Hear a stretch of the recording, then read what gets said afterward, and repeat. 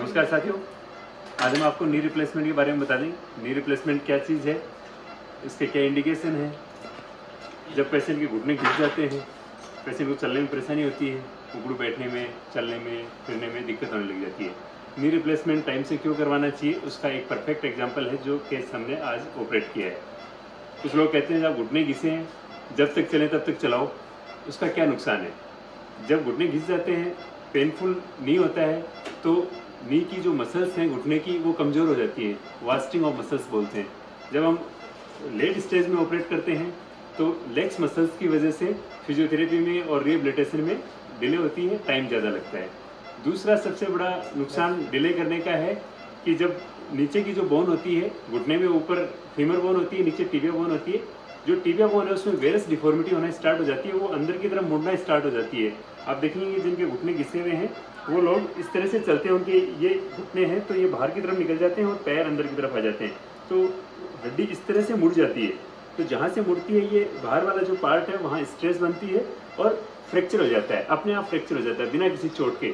ये पेशेंट है पिछले 5 साल 10 साल से घुटनों की प्रॉब्लम से पीड़ित थे, किसी ने ऑपरेट करने की सलाह दी या नहीं दी या डर की वजह से नहीं करवाया।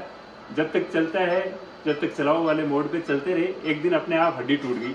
हड्डी टूट गई तो पिछले 4 महीने से उस हड्डी के लिए इलाज लेते घूम रहे थे, लेकिन वो भी ठीक नहीं हुई क्योंकि उसमें बैंड है, वायरस है, तो उसका जो मैकेनिकल एक्सेस है वो भी चेंज हो गई, तो वो यूनियन भी नहीं हुआ।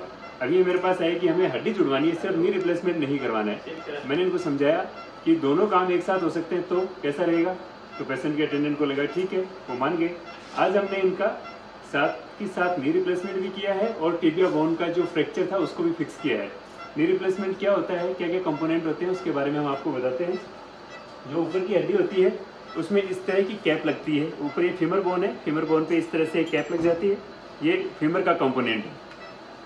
फीमर के नीचे वाला जो घुटने का नीचे वाला हिस्सा होता है उसमें इस तरह की प्लेट लगती है, जो मेटेलिक प्लेट होती है। उस मेटेलिक प्लेट के ऊपर इस तरह की पॉलीथाइलिन की इंसर्ट लगता है।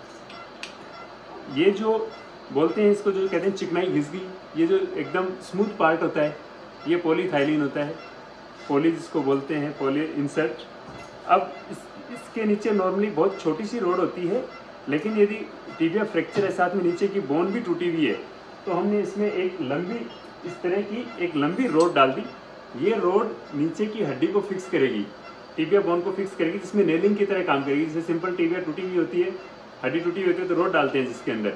अब इसमें अकेली रोड डालने से पूरा समाधान नहीं होना था क्योंकि घुटना भी घिसा हुआ है, तो घिसे हुए घुटने के लिए हमने ऊपर से नी रिप्लेसमेंट किया और इसी कंपोनेंट के साथ घुटने के नी रिप्लेसमेंट के साथ में ही एक रोड डाल दी, जिससे कि नीचे की हड्डी भी फिक्स हो गई और नी रिप्लेसमेंट भी हो गया। Thank you.